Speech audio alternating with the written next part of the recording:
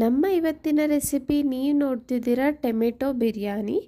Lunch ಬಾಕ್ಸ್ಗೆ ಬ್ರೇಕ್ಫಾಸ್ಟ್ಗೆಲ್ಲ ಕೇವಲ 30 ಮಿನಿಟ್ಸಲ್ಲಿ ಈ ಟೇಸ್ಟಿ ರೆಸಿಪಿನ ನೀವು ರೆಡಿ ಮಾಡಿಬಿಡ್ಬೋದು. ಎಲ್ಲರಿಗೂ ಸವಿತಾಸ್ ಹೋಮ್ ಕಿಚನ್ಗೆ ಸ್ವಾಗತ. ಇನ್ನೂ ಯಾರೆಲ್ಲ ಸಬ್ಸ್ಕ್ರೈಬ್ ಆಗಿಲ್ಲ ಪ್ಲೀಸ್ ಈಗಲೇ ಹೋಗಿ ಸಬ್ಸ್ಕ್ರೈಬ್ ಮಾಡಿ. ಈಗ ಹೇಗೆ ಮಾಡೋದು ಅಂತ ಶುರು ಮಾಡೋಣ. ಮೊದಲಿಗೆ ಇಲ್ಲಿ ಒಂದು ಬೌಲ್ಗೆ 1 ಗ್ಲಾಸ್ ಆಗುವಷ್ಟು ಬಾಸುಮತಿ ರೈಸ್ನ ತಗೊಂಡು ಚೆನ್ನಾಗಿ ತೊಳೆದು ನೀರು ಹಾಕಿ ನೆನೆಯೋದಕ್ಕೆ ಬಿಟ್ಬಿಡಿ. ಈಗ ಪಾತ್ರೆಯಲ್ಲಿ ನೀರು ತೊಗೊಂಡಿದ್ದೀನಿ. 4 ಟೊಮೆಟೊ, 1 ಹಸಿಮೆಣಸಿನಕಾಯಿ, 4 ಒಣಮೆಣಸಿನಕಾಯಿನ ಹಾಕೊಳ್ತಾ ಇದ್ದೀನಿ. 8 ಎಸಳು ಬೆಳ್ಳುಳ್ಳಿನೂ ಹಾಕೊಳ್ಳೋಣ. ಈಗ ಸ್ಟವ್ ಮೇಲಿಟ್ಟು 10 ನಿಮಿಷಗಳ ಕಾಲ ಇದನ್ನು ಬೇಯೋದಕ್ಕೆ ಬಿಡಿ. ರೀತಿ ಬೇಯಿಸ್ಕೊಂಡು ಮಾಡೋದ್ರಿಂದ ಬಿರಿಯಾನಿ ತುಂಬಾ ಚೆನ್ನಾಗಿ ಬರುತ್ತೆ. ನೋಡಿ 10 ನಿಮಿಷ ಆಗಿದೆ. ಈಗ ಸ್ಟವ್ನ ಆಫ್ ಮಾಡಿ ಟೊಮೆಟೊ ಮೇಲಿರೋ ಅಂಥ ಸಿಪ್ಪೆನ ಮಾತ್ರ ತೆಗೆದು ಜಾರ್ಗೆ ಹಾಕ್ಕೊಂಡು ಎಲ್ಲವನ್ನು ಚೆನ್ನಾಗಿ ರುಬ್ಬಿ ಪೇಸ್ಟ್ ಥರ ಮಾಡಿಕೊಂಡು ಪಕ್ಕಕ್ಕೆ ಇಟ್ಕೊಳ್ಳಿ.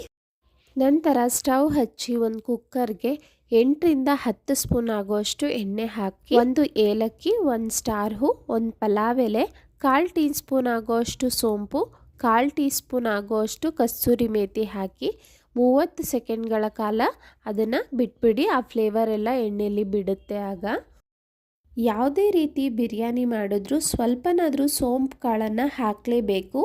ಬಿರಿಯಾನಿ ಟೇಸ್ಟ್ ಹಾಗೂ ಫ್ಲೇವರ್ ಎರಡೂ ತುಂಬಾ ಚೆನ್ನಾಗಿ ಬರುತ್ತೆ. ಇಲ್ಲಿ 1 ಮೀಡಿಯಮ್ ಸೈಜ್ ಈರುಳ್ಳಿನ ಕಟ್ ಮಾಡಿ ಹಾಕ್ಕೊಳ್ತಾ ಇದ್ದೀನಿ.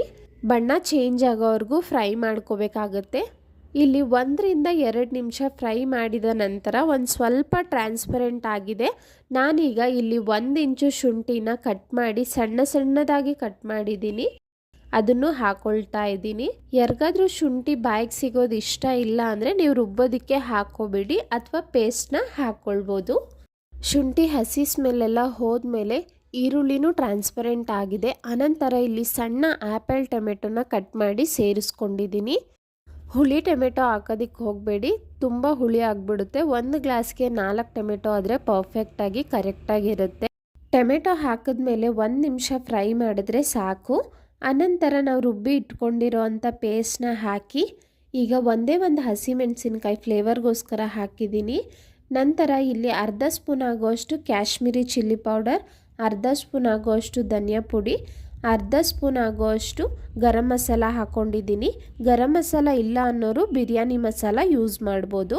ಕಾಶ್ಮೀರಿ ಚಿಲ್ಲಿ ಪೌಡರ್ ಒಳ್ಳೆ ಬಣ್ಣ ಬರುತ್ತೆ ಅಂತ ಹಾಕಿದ್ದೀನಿ ಇಲ್ಲಿ. ನೀವು ಇಲ್ಲ ಅನ್ನೋರು ಸ್ವಲ್ಪ ಖಾರದ ಪುಡಿನೇ ಹಾಕ್ಕೊಳ್ಬೋದು. 1/4 ಟೇಬಲ್ ಸ್ಪೂನ್ ಸಾಕಾಗುತ್ತೆ. ಯಾಕೆಂದರೆ ರುಬ್ಬೋದಕ್ಕೆ ಮೆಣಸಿನಕಾಯಿನ ಆಲ್ರೆಡಿ ಹಾಕಿದ್ದೀವಲ್ಲ. ರುಚಿಗೆ ತಕ್ಕಷ್ಟು ಉಪ್ಪನ್ನು ಹಾಕಿ 1 ರಿಂದ 2 ನಿಮಿಷ ಫ್ರೈ ಮಾಡಿದ್ರೆ ಆ ಮಸಾಲೆ ಎಲ್ಲ ಹೊಂದ್ಕೊಂಡು ನಮಗೆ ಮಸಾಲೆಯಿಂದ ಎಣ್ಣೆ ಬಿಟ್ಕೊಳ್ಳುತ್ತೆ.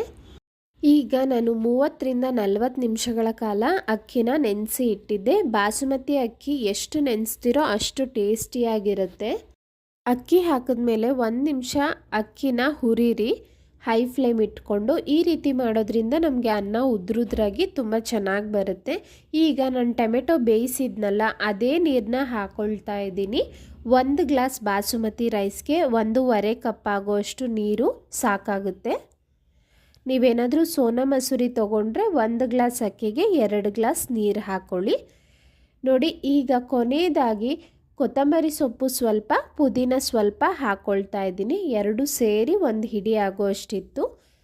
ಒಂದು ಸಲ ಮಿಕ್ಸ್ ಮಾಡಿ ಉಪ್ಪು ಖಾರ ಚೆಕ್ ಮಾಡ್ಕೊಳ್ಳಿ. ಉಪ್ಪು ಖಾರ ಪರ್ಫೆಕ್ಟಾಗಿದ್ದರೆ ನೀವು ಕುಕ್ಕರ್ನ ಕ್ಲೋಸ್ ಮಾಡಿ 2 ವಿಸಿಲ್ ಬರ್ಸ್ಕೋಬೇಕಾಗುತ್ತೆ. 2 ವಿಸಿಲ್ ಬಂದಮೇಲೆ ಸ್ಟವ್ನ ಆಫ್ ಮಾಡಿ ನಾನು 20 ನಿಮಿಷ ಕೂಲ್ ಆಗೋದಕ್ಕೆ ಬಿಟ್ಟಿದ್ದೆ. ಕಂಪ್ಲೀಟಾಗಿ ಅದಾಗದೇ ತಣ್ಣಗಾಗಬೇಕು ಕುಕ್ಕರು. ಇಮಿಡಿಯೇಟಾಗಿ ಯಾವತ್ತೂ ಓಪನ್ ಮಾಡೋಕ್ಕೆ ಹೋಗಬೇಡಿ. ಸ್ಟವ್ ಆಫ್ ಮಾಡಿದ್ಮೇಲೆ ಇರೋವಂಥ ಸ್ಟೀಮಲ್ಲೇ ಅನ್ನ ಹರಳುತ್ತೆ ಉದ್ರುದ್ರಾಗಿ. ಆಗ ಪರ್ಫೆಕ್ಟಾಗಿ ಬರುತ್ತೆ ನಿಮಗೆ. ಕುಕ್ಕರಲ್ಲಿ ಮಾಡಿರೋದ್ರಿಂದ ನಿಧಾನಕ್ಕೆ ರೈಸ್ ಕಟ್ ಆಗದೆ ಇರೋ ಥರ ಒಂದು ಸಲ ಮಿಕ್ಸ್ ಮಾಡಿಕೊಂಡು ಪ್ಲೇಟ್ಗೆ ಸರ್ವ್ ಮಾಡ್ತಾ ಇದ್ದೀನಿ. ಉಪ್ಪು ಖಾರ ಮಸಾಲೆ ಎಲ್ಲ ಪರ್ಫೆಕ್ಟಾಗಿತ್ತು.